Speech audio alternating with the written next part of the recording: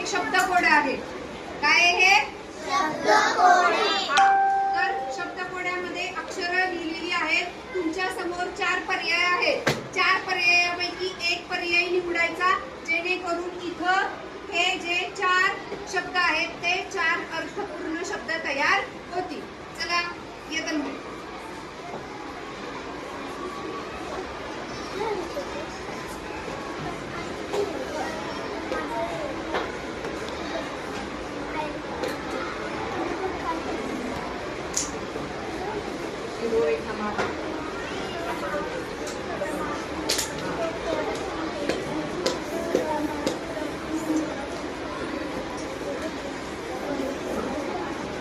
मोठ्या आवाजात सगळ्यांना आता शब्द वाचून दाखव.